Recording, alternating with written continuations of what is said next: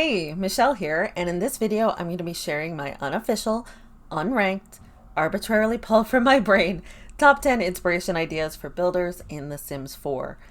I'm a builder myself, and I love to build quirky things and community lots for the gallery, Twitch, and YouTube. Whether you've been building since Sims 1 or since Tuesday, one of the blocks you might have to deal with most often is a lack of inspiration. You may want to build but not feel like you have any good ideas or original ideas.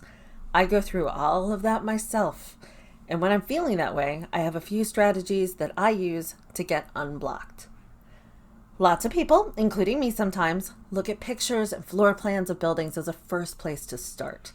Hitting up Pinterest or historic house sites or the general inner tubes is a great idea, but sometimes that doesn't quite get you to a place of inspiration.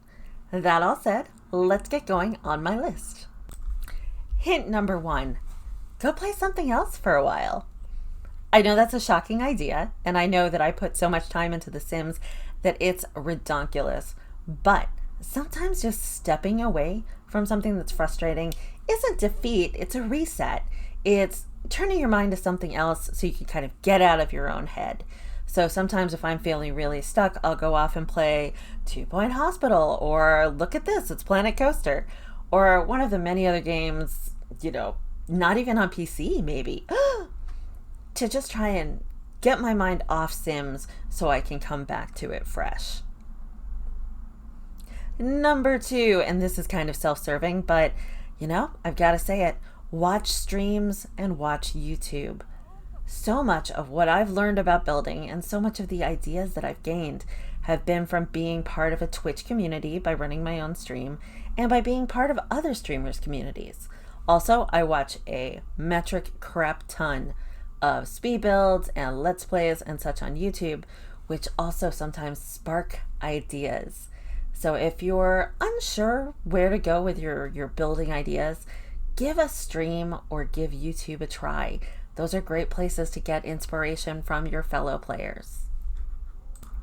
Number 3, and we're getting sort of theoretical here for the next couple, let go of originality as a requirement. Just about everything that you can think of to make in The Sims, someone else has done. That doesn't mean that you shouldn't build your own Hogwarts or your own alien planet or your own, vampire mansion. Even if you think that a particular kind of build has been done to death, we haven't seen your version, and there's something that you bring to every build that is specifically you. So please don't think, I could never build or stream or make a video about making a suburban house because everyone else has made suburban houses. You're right, they have, but you haven't. And you're going to bring something special to the table. So please don't make that need for originality a roadblock to building anything at all. Going along with that, number 4, don't be afraid of the box. We all talk about, I don't want my build to look like a box. Oh, when I started building, I built boxes. I've never gotten past boxes. And people get really hung up on having to do interesting shapes and 1,000 cutouts and bump outs and all sorts of interesting things. I'm looking around myself right now and I am in a box. And I think my house is kind of cute. I bet a lot of you watching this right now are in a room shaped like a box, maybe in a house shaped like a box, an apartment building shaped like a box. You can bring all sorts of interesting textures and colors and things to a box. Don't be afraid of building boxes, and please don't criticize yourself for building the best possible box you want to build. There's nothing wrong with a box. And maybe once you've built a lot of boxes, you'll start thinking about more of those bump outs and cutouts and all those interesting architectural details. But it ain't nothing wrong with a box. Don't let that hold you back. Join build and furnish challenges. Not only are they tons of fun, but very often the restrictions imposed by various challenges are just what you need to unlock something inside that's going to get you back to building. For example, this month I'm running a challenge where people have to turn an underwater shell into a steampunk submarine. Maybe you want to try that. You don't even have to turn it in. You never have to show it to me. But maybe something about that is going to unlock your own creativity for yourself, which is what's important. And there are gabillions of challenges offered on Twitter, on Tumblr, Twitch, Discord, YouTube, the official forums. Anywhere you look, you are going to find a challenge, either as a builder or as someone who likes to furnish shells, to stretch your creativity, sometimes with restrictions and sometimes not at all.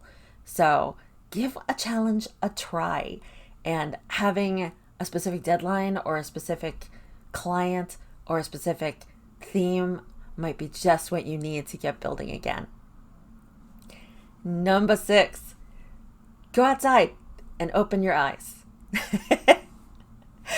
Whether your town is an architectural marvel or, 2 stoplights and a post office, there's something there to see. Stretch yourself by building your favorite diner, build your library, build your dorm room, build your kids' room.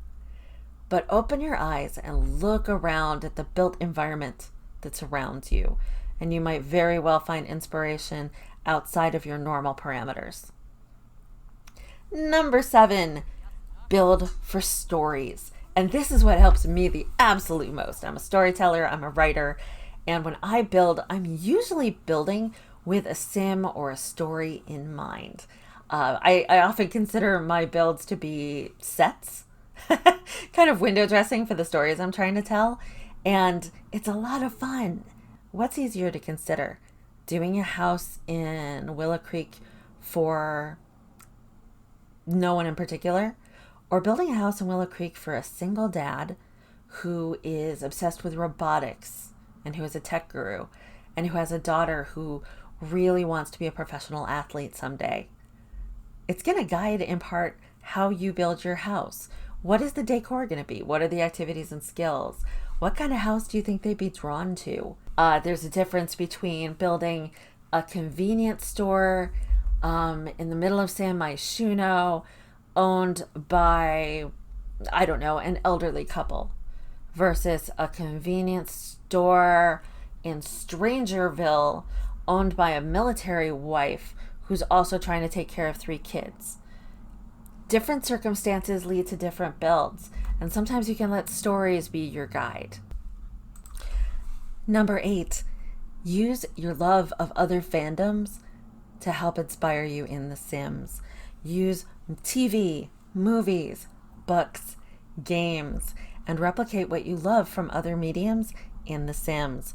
Build that Winterfell. Build that house from Beetlejuice. Build the house from the old Charmed TV series. Build a chantry from Dragon Age. Build a Star Trek hangar. Build the X-Files office. There are so many things that you could bring into Sims from the other things that you love, and maybe doing that will help unlock more stories and more ideas in The Sims. Number 9, look at the gallery. Now, this is sort of like number 3 about letting go of originality, but it's okay to look at other people's builds to get inspired yourself. It's okay to use a search term in the gallery, filter it down to the exact kind of thing you were thinking of, and see what other people have done. It's not stealing to be inspired by other people.